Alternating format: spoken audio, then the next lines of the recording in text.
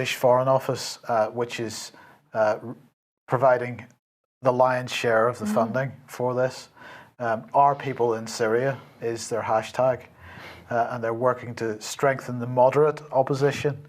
But I think we've demonstrated there's nothing terribly moderate about them. Moderate executioners, I think we should put in there. And just to make sure that we understand what we're talking about here, £19 million. Now, £19 million on the greater scheme of things may not seem like a huge amount of money, but £19 million of taxpayers' money that is basically going to fund a terrorist organisation under a humanitarian banner. Right, exactly. Well, that's exactly the point. We can't put it any clearer. And here is, another key point to make, because this collage here shows that so many Twitter accounts linked to the White Helmets also have ISIS and al-Nusra flags attached. We did. I'm very lucky. I had somebody that did a lot of amazing work for me, and basically they went through a lot of the White Helmet accounts, and they picked out the fact that they follow, in the main, ISIS and al-Nusra accounts on Twitter, very little else, and some Saudi accounts. Of course, Saudi is one of the financial backers of the war against Syria. Backed by the United States to the tune of $23 million. And so that's not quite as much as the Foreign Office, but it's pretty much I would also say that these are probably conservative figures, because they're probably not taking into account the equipment that is being supplied as well, the equipment and the arms that are being pushed through from the Turkish border, particularly into Aleppo. And they're quite happy, again, holding Free Syrian Army flags and so on. They're quite happy to be demonstrating with al-Nusra. Yeah, absolutely, yeah. And funded to the tune of €4 million. Yeah, this is fairly Holland. recent, and there has actually been quite a backlash against that by the Dutch media. Okay, but they deserve a Nobel Peace Prize. So, look, Vanessa, this has been a pretty short news program today, but really the point we're trying to make here, we want to make a short, sharp point. Yeah. This organisation is not the humanitarian organisation that is presented by the media and by its own PR. Not at all. And we are paying for it. Absolutely, we are paying for it, but also the Syrian people are paying with their lives. For every time that we support this organisation, we are actually bringing about greater devastation in Syria, greater bloodshed. We have to understand, for instance, in Aleppo, that these guys are embedded with al-Nusra in the east of Aleppo, who are firing on a daily basis into the western sectors, which holds over 90% of Aleppo's citizens in government-held areas. And they're firing hell cannon canisters, which are gas canisters filled with explosives, glass, nails, any form of shrapnel, and chemicals. We have to remember that al-Nusra took over the chemical factories in Aleppo, and recently these hell cannon have been fired into the Kurdish areas, Sheikh Maqsood areas, containing chemicals. So actually, this is a very important message. While we support this organization, which is supported by our government, using our money to do it, we're prolonging the suffering of the Syrian people, and that's I can't make that point more strongly. These are not humanitarians; they are terrorists. The fact is, the White Helmets are nothing but a propaganda tool for the US and UK administrations to justify military action against the Syrian government. But the White Helmets insist on being impartial and unarmed. Yet here is some footage that says otherwise.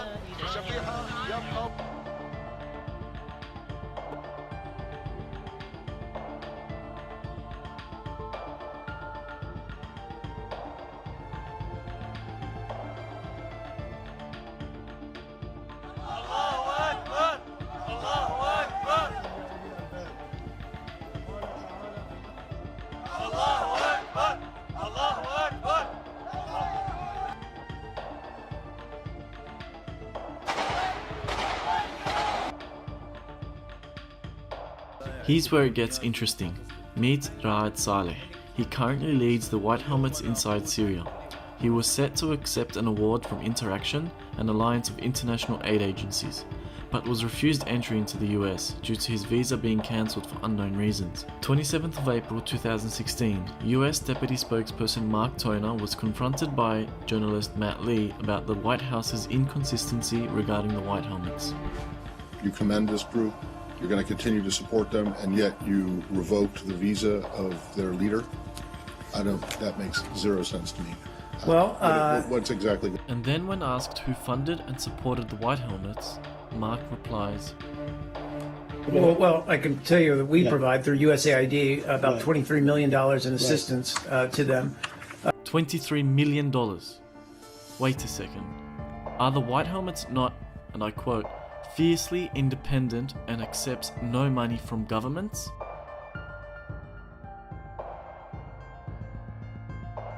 So we have seen a group who is clearly not Syrian, not impartial and not independent, who are armed and are most certainly sectarian.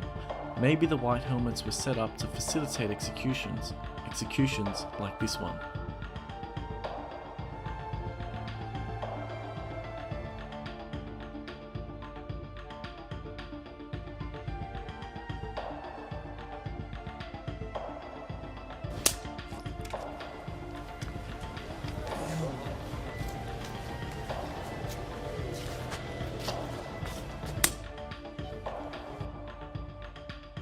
The brave, impartial White Helmets arrive at the scene within seconds of the execution, as if they were on standby, ready to collect the body. The White Helmets. An NGO? Or simply Al-Qaeda with a facelift? Your agency was saying, quote, the Salafists, the Muslim Brotherhood and Al-Qaeda in Iraq are the major forces driving the insurgency in Syria. In 2012, the US was helping coordinate arms transfers to those same groups. Why did you not stop that? It was a decision. I think it was a willful decision. A willful decision to go support an insurgency that had Salafists, Al-Qaeda and the a Muslim willful Brotherhood. decision to do what they're doing, which you'd have to really ask the president, what is it that he actually is doing? That was General Michael Flynn several months ago on Al Jazeera talking about the fact that President Obama gave them orders to basically build up ISIS and Al-Qaeda, and that was the set policy.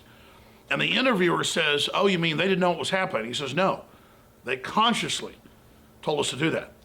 Well, this is the information we had 3 years ago from military, high level and low level, giving us the same information. And the fact that General Dempsey, on the eve of airstrikes against Syria, went to the White House and said the military from the brass on down are not going to be Al-Qaeda's Air Force. And we saw Senator Ted Cruz go public, we saw Senator Rand Paul go public and make similar statements that our military and our people do not want to be Al-Qaeda's Air Force.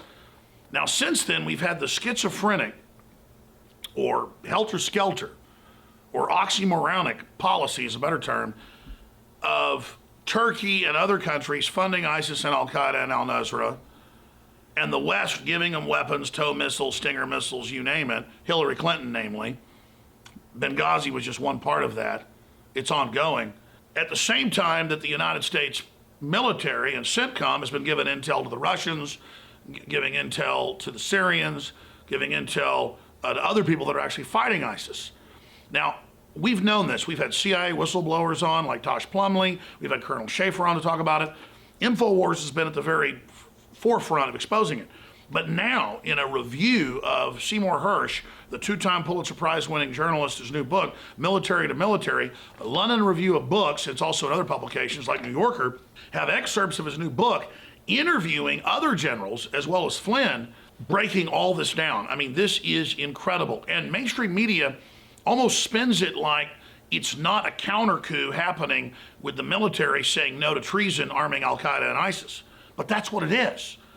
And so then the State Department separately, just as Tosh Plumlee exposed 3 years ago, has to use its import-export power to order weapons transfers that's even above the Pentagon and the CIA. The military may have its problems and certainly, aren't perfect, but they don't want to arm Al-Qaeda to murder every Christian group in Syria. They don't want to overthrow our allies, Egypt, and put the Muslim Brotherhood in that's Al-Qaeda light. They understand this is directly against America's interest, and it's a war crime. And again, it doesn't even help our country or even our own elites. Why are they doing this? Well, the argument is if Assad's an enemy of the West, even though he tried to help us on 9/11 and other events, but still listed as terrorist, if he's a supposed enemy, take him down regardless. But you don't take him down and then put people in that are 50 times worse. And that was Guy Hirsch's Military on Military. He points out about military resistance to our government's policies in terms of arming and equipping ISIS. He says that resistance dates back to the summer of 2013. It comes from Defense Intelligence Agency, Joint Chiefs of Staff, then General Martin Dempsey, all talked about how the fall of the Assad regime would lead to chaos and potentially to serious takeover by jihadis. They say they had an all-source appraisal. That means that it was coming from signals intelligence, from satellite intelligence, from human intelligence, pointing out that there was a covert U.S. program to arm and support the moderate rebels fighting Assad. It had been co-opted by Turkey. It had morphed into an across-the-board technical arms and logistical program for all of the opposition, including al-Nusra and the Islamic State, ISIS. The so-called moderates, he says, had evaporated, and the Free Syrian Army was nothing but a rump group stationed at an air base in Turkey. He said the assessment was bleak. There was no viable moderate opposition to Assad, and the U.S. was arming extremists.